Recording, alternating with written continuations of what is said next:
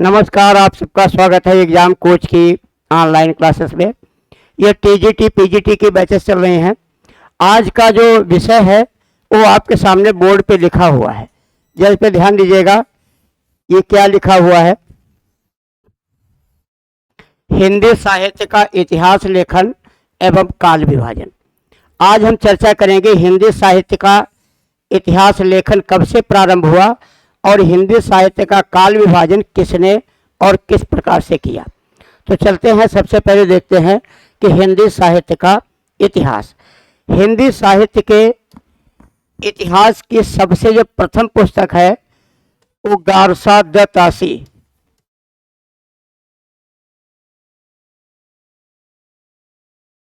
गारसा the तासी के द्वारा लिखी गई किताब है, जिसे कहते हैं ला लिटरेचर एंदुई हिंदुस्तानी। ये आपको ध्यान रखना है, इसमें दो तीन प्रश्न बनते हैं। पहला एक तो प्रश्न ये है कि हिंदी साहित्य का इतिहास सर्वप्रथम किसने लिखा। तो पहला प्रश्न ये बनेगा, हिंदी साहित्य का इतिहास सर्वप्रथम किसने लिखा। तो ये हो जाएगा गारसा द तासी। दूसरा आएगा, तासी की पुस्तक का नाम क्या है। तो ला लिटरेचर एंदुई हिंदुस्तानी। तीसरा प्रश्न आएगा, हिंदी साहित्य का प्रथम इतिहास किस भाषा में लिखा गया। तो ये फ्रेंच भाषा में लिखा गया। कौन सी भाषा है?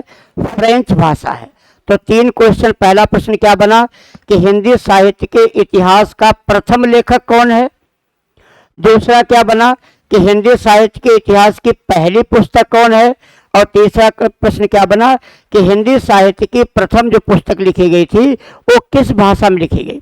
कई बार पूछा जाता है तासी कौन था, तो आपका जवाब होगा एक फ्रेंच विद्वान।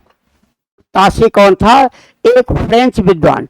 तो आप अपने नोट पैड पे ये बात लिख सकते हैं कि फ्रेंच विद्वान गारसा द तासी ने सबसे पहले हिंदी साहित्य का इतिहास ला लिटरेचर एंदुई हिंदुस्तानी नाम से लिखा। ये पहला इतिहास लेखक था जो फ्रेंच भाषा में लिख रहा है। अगर हम इसका अंग्रेजी में ट्रांसलेशन करना चाहें तो हो जाएगा द लिटरेचर हिंदी हिंदुस्तानी।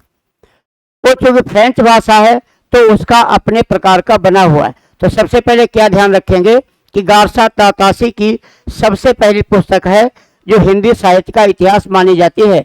इसका प्रथम प्रकाशन कब हुआ? प्रथम प्रकाशन यानी सबसे पहले इस पुस्तक का प्रकाशन किस सन में किया गया था? 1839 में। 1839 ईस्वी में इस पुस्तक का पहला प्रकाशन किया गया था। कब किया गया था? हालांकि ऐसा क्वेश्चन बहुत कम आता है किस सन में प्रकाशित हुआ था। मेन यही पूछा जाता है पुस्तक का नाम क्या है। और 1847 में इसका दूसरा प्रकाशन किया गया था।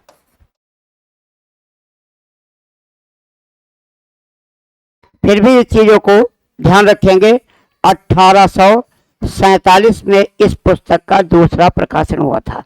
यानी गारसा द तासी एक फ्रेंच विद्वान था जिसने सबसे पहले हिंदी साहित्य के इतिहास को लिखा है। उसकी किताब का नाम था द लिटरेचर एंदुई हिंदुस्तानी, जिसका पहला प्रकाशन 1839 और दूसरा प्रकाशन 1849 में हुआ। इन्होंने बहुत से कवियों को लिया, विशेषकर भक्तिकाल के आदिकाल के तमाम उन कवियों को लिया जो बहुत ज़्यादा चर्चा का विषय रहे थे। और अपनी समझ से या अपने जो प्राप्त सूत्रों के माध्यम से जहाँ जहाँ से इन्होंने सोच पाया, समझ पाया, जो पुरानी पुस्तकें थी, जो पुरानी भाषाएं थी, कहीं अलग अलग साक्ष्य थे, उन आधारों पर इन्होंने इस पुस्तक की सर्जना की। अगले पॉइंट जाएंगे। डॉक्टर लक्ष्मी सागर वासने ने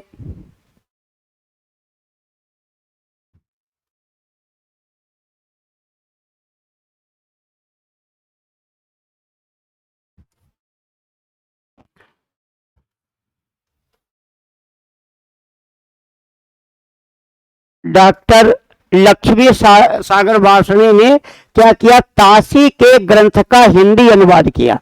यानी ताशी, गार्सा ताशी के ग्रंथ यानी ऐतिहासिक ग्रंथ का हिंदी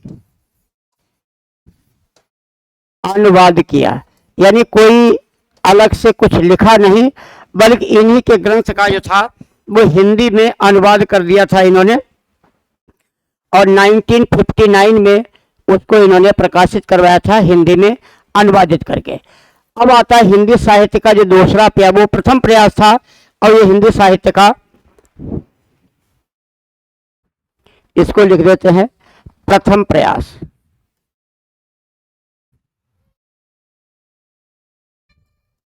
ये दूसरा उसके बाद प्रयास था। अब दूसरा प्रयास शुरू होता है।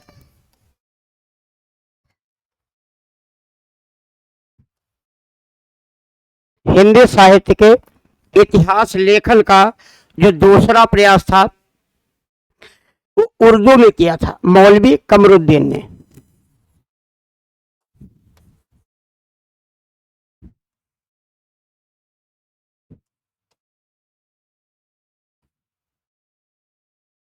ये दूसरा प्रयास था, और ये किस भाषा में थी, ये उर्दू भाषा में दूसरी किताब प्रकाशित की गई, और इनकी किताब का नाम था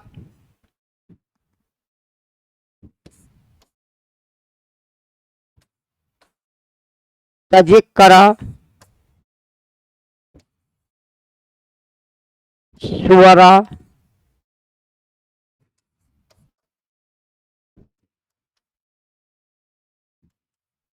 तज़किरा शुअरा के नाम से इन्होंने प्रयास किया था। शुअरा ये हिंदी, तज़किरा शुअरा ये हिंदी।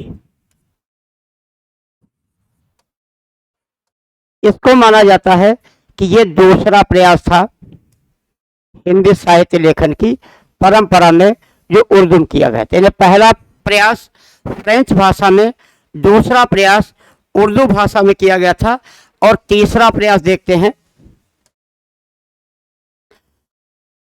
हिंदी साहित्य के लेखन का जो तीसरा प्रयास था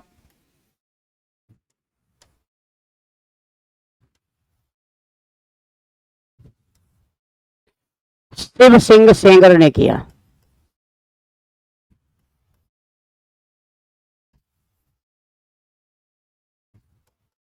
शिव सिंह सेंगर, शिव सिंह सेंगर की पुस्तक का नाम है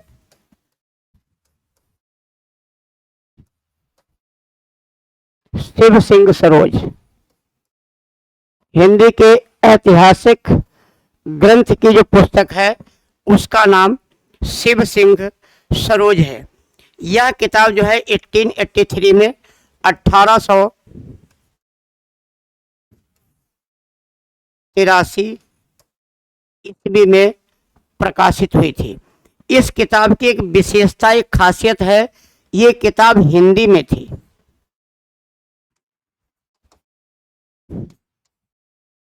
अगर ये पूछ दिया जाए कि हिंदी साहित्य के इतिहास की वो कौन सी पहली पुस्तक है जो हिंदी में ही लिखी गई, फिर से ध्यान दीजिएगा, हिंदी साहित्य का इतिहास सबसे पहले फ्रेंच में लिखा गया, उसके बाद हिंदी साहित्य का इतिहास उर्दू में लिखा गया, उसके बाद हिंदी साहित्य का जो पहला इतिहास था जो हिंदी में लिखा गया था वो शिव सिंह सरोज है। इसलिए हिंदी साहित्य के इतिहास का इसे प्रस्थान बिंदु मानते हैं। क्या मानते हैं? हिंदी साहित्य के इतिहास का प्रस्थान बिंदु।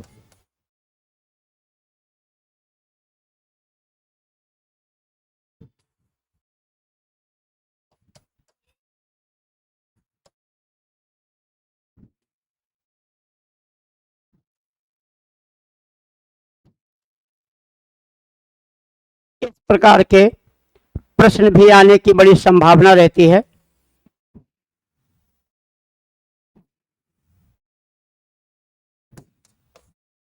हिंदी साहित्य के इतिहास का प्रस्थान बिंदु किसे कहा जाता है? हिंदी साहित्य के इतिहास का प्रस्थान बिंदु किसे कहा जाता है? उसे शिव सिंह सरोज को कहा जाता है। इसके बाद आते हैं जॉर्ज अब्राहम ग्रियर्सन। अगली पुस्तक जो थी वो थी जॉर्ज अब्राहम ग्रियर्सन की। पूरा नाम ध्यान रखिएगा, जॉर्ज ए ग्रियर्सन लिखा होता है,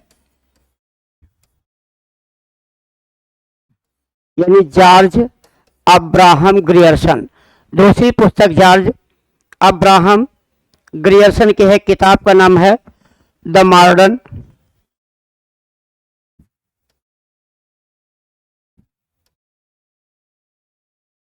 वर्नाक्यूलर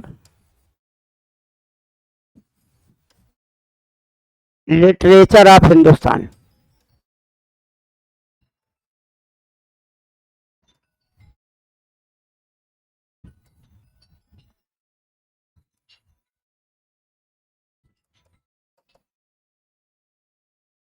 ग्रियर्सन की पुस्तक का नाम the modern vernacular literature of Hindustan. ये किताब 1889 में प्रकाशित हुई थी। 1889 ईस्वी में इसका प्रकाशन हुआ था। 1889 ईस्वी में इस पुस्तक का प्रकाशन किया गया और इसकी जो सबसे बड़ी उपलब्धि थी, भक्ति काल को स्वर्ण युग कहना।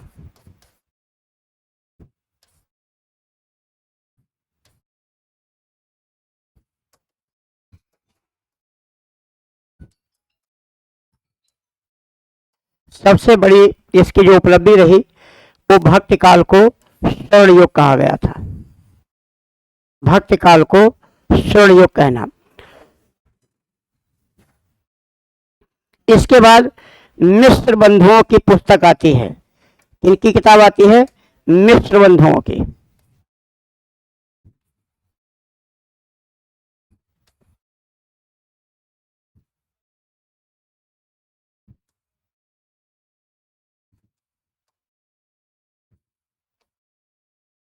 मिश्र बंधु या मिश्र बंधुओं की पुस्तक है। अब इस मिश्र बंधुओं में एक चीज और देख लीजिएगा, इन मिश्र बंधुओं में खास चीज आती है कि इनका नाम क्या था। ये कौन से लोग थे जो मिश्र बंधु के नाम से लिखते थे? ये तीन थे। गणेश बिहारी मिश्र,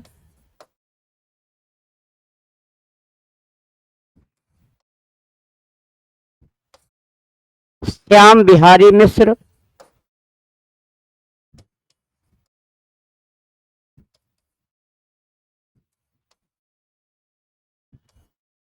सुखदेव बिहारी मिश्र।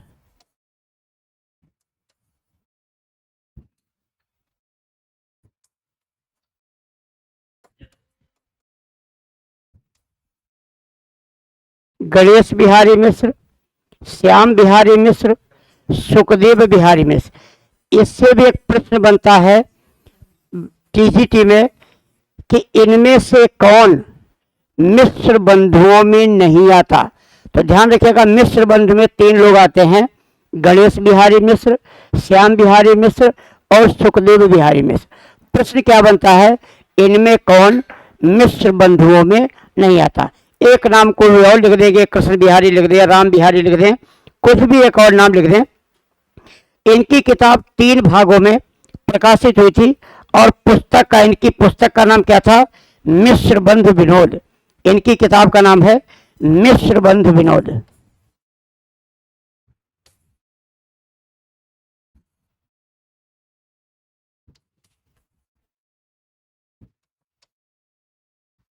ये मिश्र बंधु विनोद मिश्र बंधुओं के द्वारा लिखा गया एक ऐतिहासिक ग्रंथ है। इस पुस्तक के 4 भाग थे, 4 भागों में ये किताब 4 भागों में प्रकाशित हुई। इसके प्रारंभ के जो 3 भाग थे वो 3 भाग 1913 में, प्रथम 3 भाग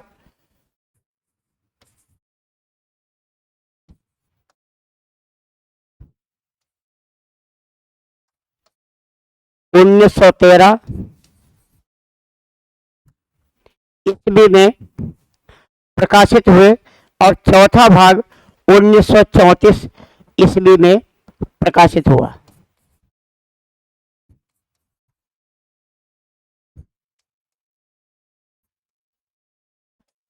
उन्नीस सौ 34 ईस्वी में प्रकाशित हुआ, यानी 4 जिल्दों में 4 भागों में मिश्र बंधुओं की पुस्तक थी, मिश्र बंधु विनोद, जिसके शुरुआती 3 भाग एक साथ प्रकाशित हुए थे और उसका जो चौथा भाग था वो बाद में प्रकाशित किया गया था। इसके बाद पूछा जाता है कि हिंदी साहित्य की जो सर्वश्रेष्ठ पुस्तक मानी गई, सबसे अच्छी पुस्तक मानी गई, वो आचार्य रामचंद्र शुक्ल की है। इसके बाद आचार्य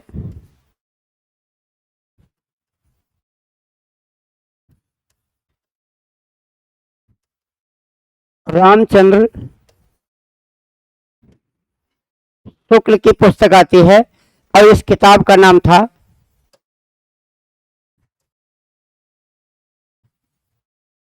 हिंदी साहित्य का इतिहास।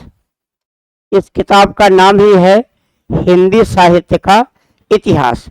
आचार्य रामचंद्र शुक्ल की पुस्तक सबसे अच्छी पुस्तक मानी जाती है, जो 1929 में नागरी प्रचारणी सभा द्वारा प्रकाशित हुई थी। 1929 ईस्वी में नागरी प्रचारणी सभा द्वारा प्रकाशित हुई थी।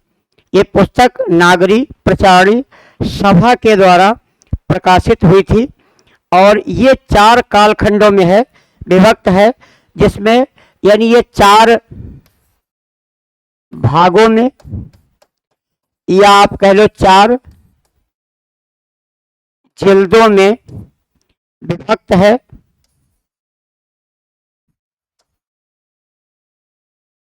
इसमें 900 वर्ष का इतिहास है, 900 वर्ष का इतिहास है और 1000 कवि इसमें सम्मिलित किए गए हैं। यानी इसमें 900 वर्ष का इतिहास है और 1000 कवियों को सम्मिलित किया गया है। सन 1000 से लेके सन 1900 तक के बीच में जो कवि हुए थे, उनमें से जो महत्वपूर्ण, चाहे वो आदिकाल के हो, मध्यकाल के हो, रीतिकाल के हो, भक्तिकाल के हो, किसी भी काल के हो, जो महत्वपूर्ण कवि रहे थे, उन सब कवियों का इसमें प्रयोग किया गया, उन सब कवियों को लाया गया। इसके बाद जो आता है वो आचार्य हजारी प्रसाद द्विवेदी। आचार्य हजारी प्रसाद द्विवेदी ने 3 हिंदी साहित्य के इतिहास लिखे।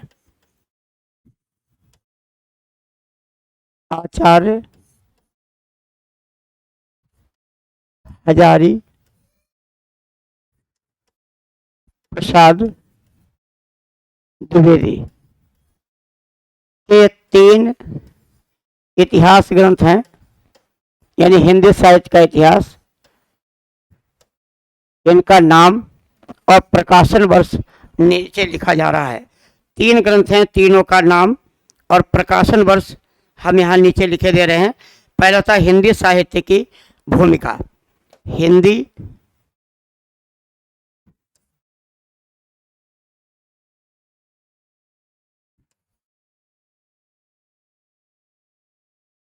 साहित्य की भूमिका, ये 1940 ईस्वी में प्रकाशित हुई थी। हिंदी साहित्य की भूमिका 1940 में। फिर हिंदी साहित्य उद्भव और विकास,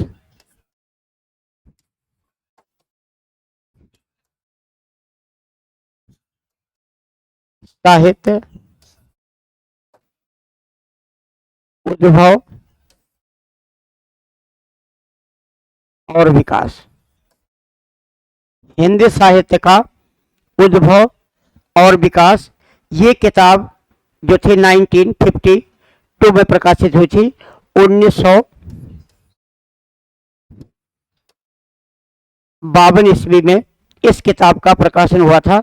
उसके बाद हिंदी साहित्य का आदिकाल, ये भी 1952 में है।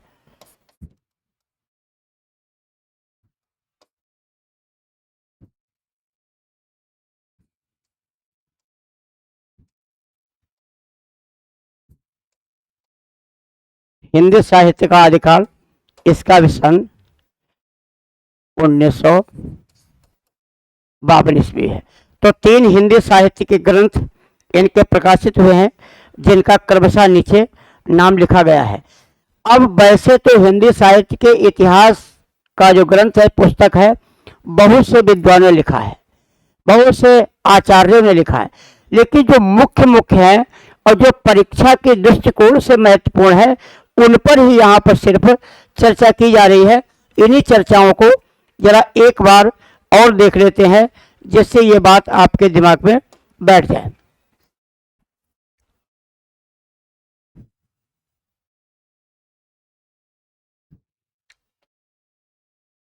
सबसे पहले देखिए, यहां से प्रारंभ किया गया था कि हिंदी साहित्य के इतिहास का प्रथम प्रयास किसने प्रारंभ किया था। हिंदी साहित्य के इतिहास लेखन का पहला प्रयास, या ऐसे कह सकते हैं शुरुआत कहां से हुई हिंदी साहित्य के इतिहास लेखन की। ध्यान दीजिए, कहा जाता है कि हिंदी विश्व की तमाम भाषाओं में श्रेष्ठतम भाषा है। संस्कृत के बाद दुनिया की सबसे महानतम भाषाओं में से संस्कृत है। और जितनी भी भाषाएं वर्तमान में लगभग 3000 भाषाएं मान्यता प्राप्त हैं। मानक है संविधान के द्वारा, विभिन्न देशों के संविधान के द्वारा अलग अलग उनको मान्यता दी गई। जैसे भारतीय संविधान ने 22 भाषाओं को दी, ऐसे दुनिया के हर देश के संविधान ने अलग अलग भाषाएं दी होंगी। तो संस्कृत का प्रथम स्थान है और सभी भाषाओं का उद्भव संस्कृत से ही माना जाता है। उसके बाद की अगर चर्चा करते हैं तो प्रथम स्थान आपका हिंदी का आ जाता है, सबसे पहला और प्रमुख स्थान माना जाता है संस्कृत के बाद में। तो इतनी महान भाषा के बारे में अगर देखा जाए, उसका इतिहास लिखने की चर्चा एक विदेशी विद्वान कर रहा है।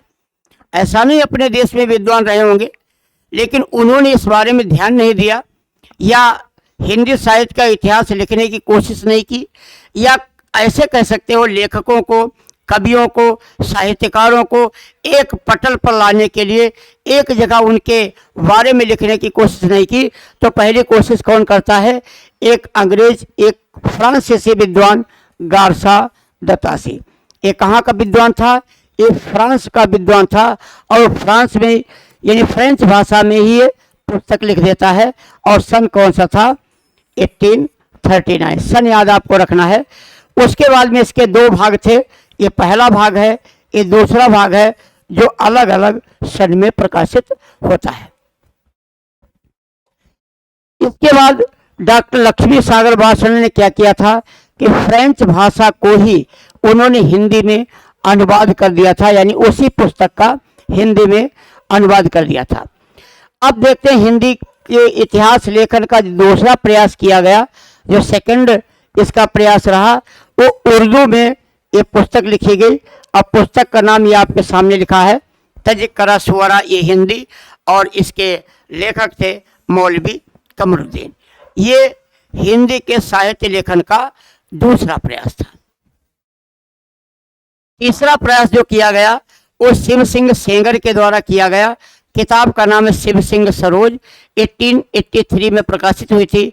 और इसके बारे में ध्यान रखिएगा, हिंदी साहित्य के इतिहास का प्रस्थान बिंदु कहा जाता है। और क्या ध्यान रखना है, ये हिंदी साहित्य की पहली पुस्तक है जो हिंदी में ही लिखी गई थी। यानी हिंदी साहित्य के इतिहास का लेखन सर्वप्रथम हिंदी में किसने किया, इसलिए इसे प्रस्थान बिंदु का नाम दिया गया है। अगला जो आता है जॉर्ज ग्रियर्सन का ही बहुत बड़ा नाम है हिंदी साहित्य के क्षेत्र में। पुस्तक है द मॉडर्न वर्नाक्यूलर।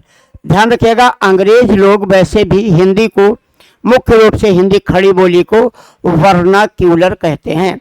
कई बार आप को पढ़ाया जाता है।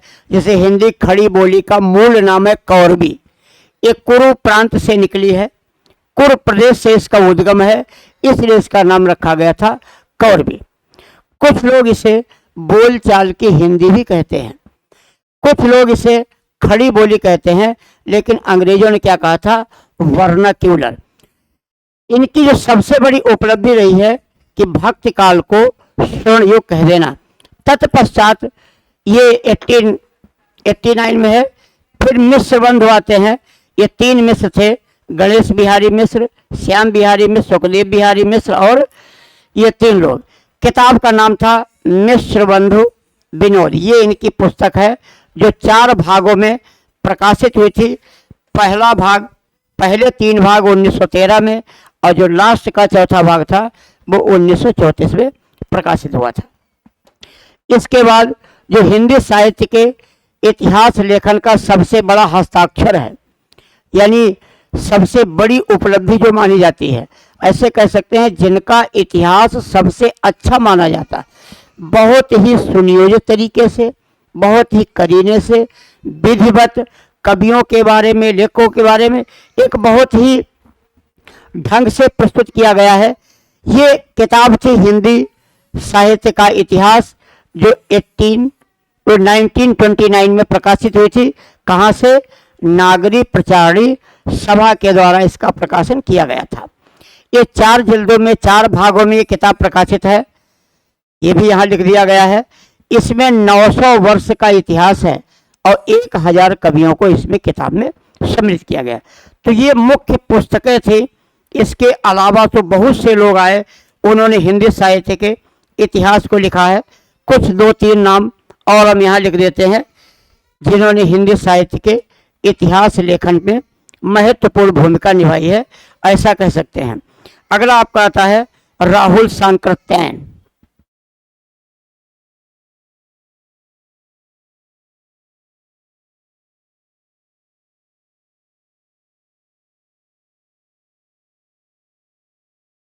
राहुल सांकृत्यायन, राहुल सांकृत्यायन जी की जो पुस्तक का नाम है हिंदी काव्य धारा, 1944 में प्रकाशित हुई थी।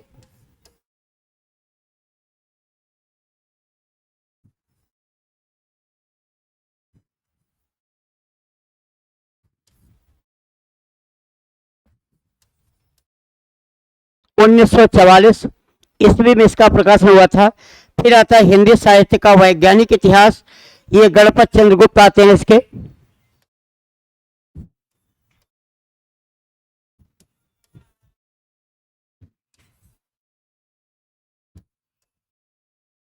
गणपत चंद्र गुप्त, इनकी जो पुस्तक का नाम है हिंदी साहित्य का वैज्ञानिक इतिहास।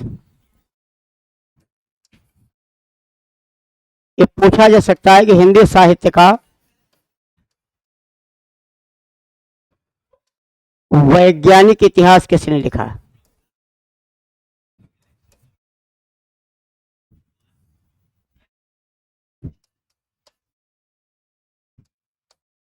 ये पुस्तक 2 भागों में प्रकाशित है।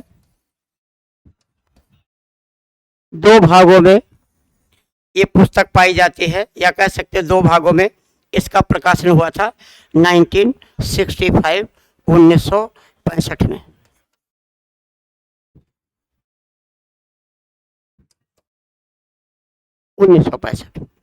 इसके बाद जो प्रमुख स्थान नाम आता है वो आचार्य विश्वनाथ प्रसाद तिवारी जी का आता है, हिंदी साहित्य का अतीत।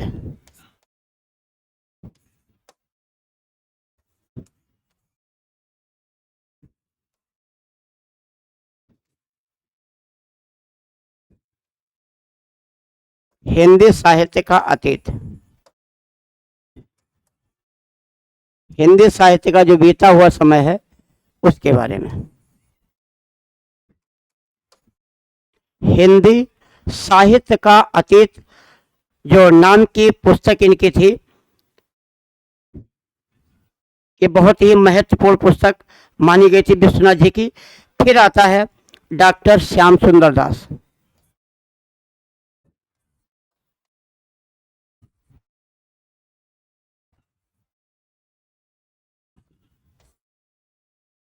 डॉक्टर श्याम सुंदर दास। इनकी जो पुस्तक है वो भाषा और साहित्य है, 1930 में प्रकाशित हुई थी।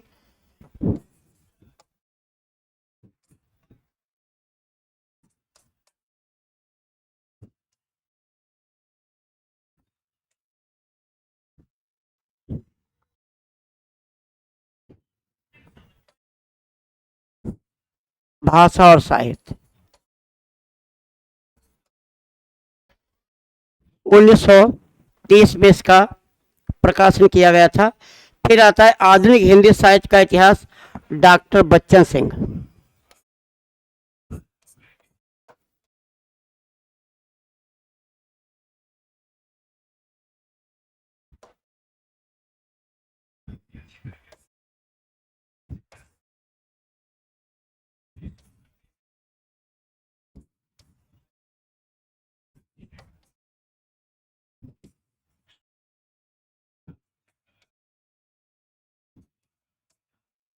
आधुनिक साहित्य का इतिहास, ये बच्चन सिंह की रचना है। फिर जॉर्ज ग्रियर्सन की एक और पुस्तक आई थी, लेकिन एक नीलाव थे हिंदी साहित्य का मौखिक इतिहास। ये नीलाव रहे हैं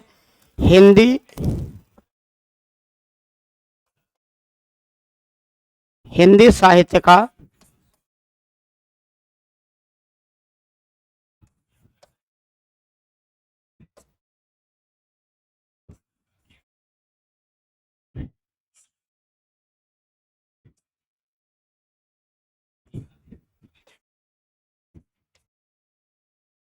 मौलिक इतिहास, ये इनकी अपनी रचना मानी जाती है। तो इस प्रकार से हिंदी साहित्य के इन पुस्तकों में जो हमारे पुराने कवि रहे हैं, जिन्होंने हिंदी साहित्य में बहुत बड़ा योगदान दिया है, जिन्होंने अपने साहित्य के माध्यम से भारत की संस्कृति, सभ्यता, धर्म, आस्था, पूजा पद्धति आदि के बारे में, और हिंदी की जो कलात्मकता है, छंद विधान क्या है, रस विधान क्या है, अलंकरण क्या चीज़ें हैं, और काव्य में गुण क्या होते हैं, काव्य में दोष क्या होते हैं, काव्य का अपना भाव क्या है, और काव्य का अपना स्वरूप क्या होना चाहिए, इन सब के बारे में जो विद्वानों ने अपनी चर्चाएं की थी या उन्होंने अपने काव्य जिनका प्रयोग किया था, इन सब के बारे में इन इतिहास लेखकों ने अपनी चर्चाएं की। अब इसके बाद जो महत्वपूर्ण बात आती है वो आती है काल विभाजन की। तो हिंदी साहित्य का इतिहास, और इतिहास के साथ ही जो हो जाता है इतिहास का काल विभाजन। कैसे इतिहास, देखिए किसी भी चीज को समझने के लिए उसको विभिन्न कालों में बांटना जरूरी होता है, काल विभाजन। अब इसमें प्रश्न बनेगा हिंदी साहित्य का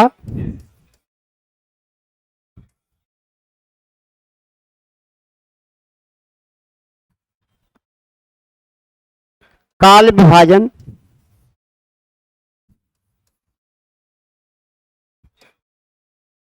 सर्वप्रथम किसने किया?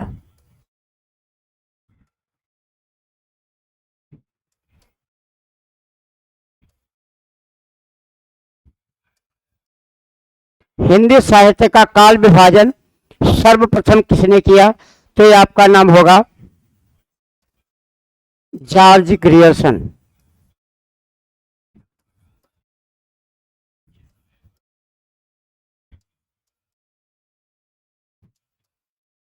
अब इसी चीज को थोड़ा सा क्वेश्चन बदल दिया जाएगा।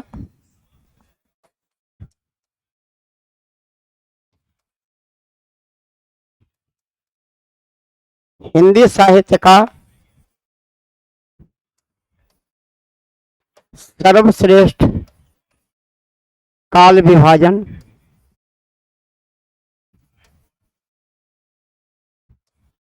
किसका माना जाता है?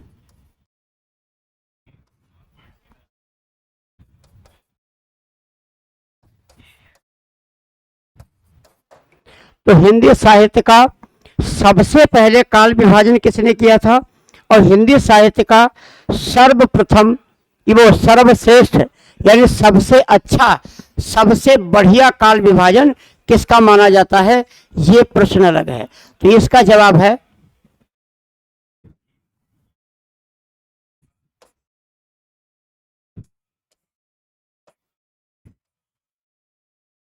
आचार्य रामचंद्र शुक्ल। सबसे पहले काल विभाजन किसने किया था और सर्वश्रेष्ठ काल विभाजन किसका माना जाता है, ये दोनों ही प्रश्न अलग अलग हैं, इसलिए इनके जवाब भी अलग अलग होते हैं। तो अगर ये आ जाए कि हिंदी साहित्य को विभिन्न कालों में बांटने का प्रथम श्रेय किसे जाता है, तब तो ग्रियर्सन है। लेकिन सर्वश्रेष्ठ विभाजन किसका माना जाता है, तो आचार्य रामचंद्र शुक्ल हैं। अब एक आचार्य शुक्ल का विभाजन देख लेते हैं, उसके बाद सर्वसम्मति से काल विभाजन पर चर्चा करते हैं। आचार्य रामचंद्र शुक्ल ने जो हिंदी साहित्य का प्रथम काल विभाजन किया था, उसका नाम रखा था आदिकाल,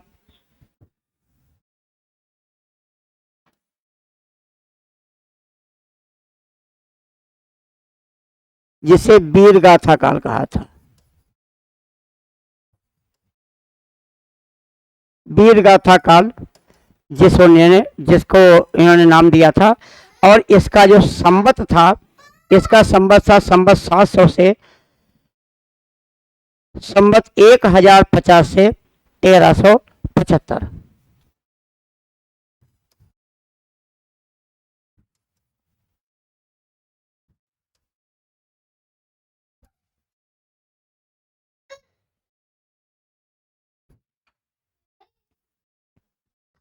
दूसरा इन्होंने इसका जो भाग माना है और नाम रखा पूर्व मध्यकाल यानी भक्ति काल।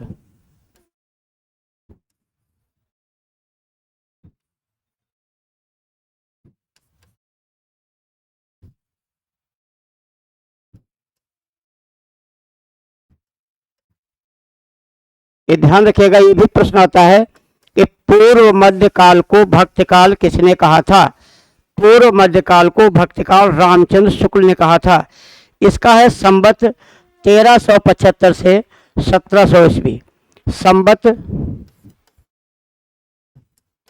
1375 से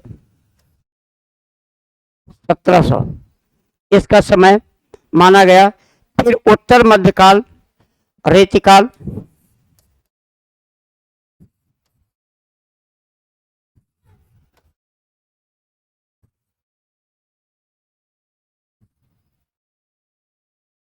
ये भी प्रश्न आता है कि उत्तर मध्यकाल को रीतिकाल किसने कहा था। यानी उत्तर मध्यकाल को रीतिकाल रामचंद्र शुक्ल ने कहा था, जो संवत 1700 से 1900 तक माना जाता है।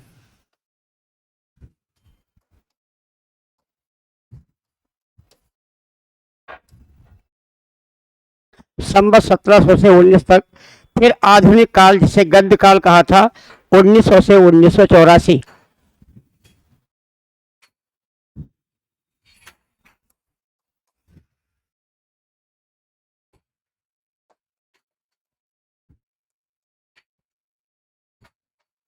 इसको गद्य काल कहा जाता है।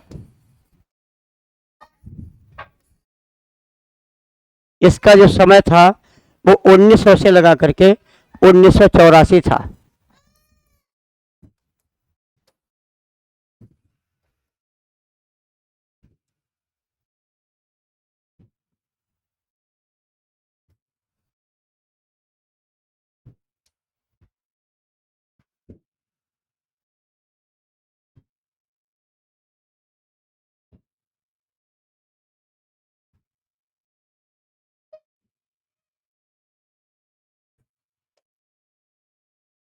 उन्नीस सौ से लगा करके 1984 तक का इन्होंने बताया था, ये माना गया। काल विभाजन बहुत से विद्वानों ने किया है, लेकिन यहाँ पर जो काल विभाजन किया गया या जो इसके सन दिखाए गए वो आचार्य रामचंद्र शुक्ल के अनुसार। वैसे विभिन्न विद्वानों के अनुसार अभी जब काल विभाजन पर चर्चा की जाएगी उसके बारे में विस्तार से आपको बताया जाएगा, तो विभिन्न विद्वानों के अनुसार ये चर्चाएं चलेंगी। लेकिन सर्वश्रेष्ठ या सबसे अच्छा काल विभाजन क्या था, ये आचार्य रामचंद्र शुक्ल का माना गया है। इसलिए आचार्य शुक्ल के द्वारा कहे गए सारे विभाजन पे चर्चा की गई। यहाँ पे आपको सिर्फ ध्यान रखना है कि ये पूछा जाएगा कि आदिकाल को रामचंद्र शुक्ल ने क्या नाम दिया था? पूर्व मध्यकाल को आचार्य शुक्ल ने क्या नाम दिया था? उत्तर मध्यकाल को आचार्य शुक्ल ने क्या नाम दिया? और आधुनिक काल को आचार्य शुक्ल ने क्या नाम दिया था? जो ब्रैकेट में लिखा गया है आचार्य शुक्ल के द्वारा ये नामकरण, ये नाम गीत दिए गए थे। यानी पहले काल को वीरगाथा काल, उसके बाद भक्ति काल, उसके बाद रीति काल, उसके बाद गद्य काल, ये उनके द्वारा दिया गया क्रम है जो यहाँ ब्रैकेट में दर्शाया गया है। और ये इसको समझाने के लिए कि पहला, दूसरा, तीसरा, चौथा किस प्रकार से इन कालों पर चर्चा की गई। तो आज की इस क्लास में हिंदी साहित्य के ऐतिहासिक ग्रंथ बताए गए और रामचंद्र शुक्ल का काल विभाजन किया गया।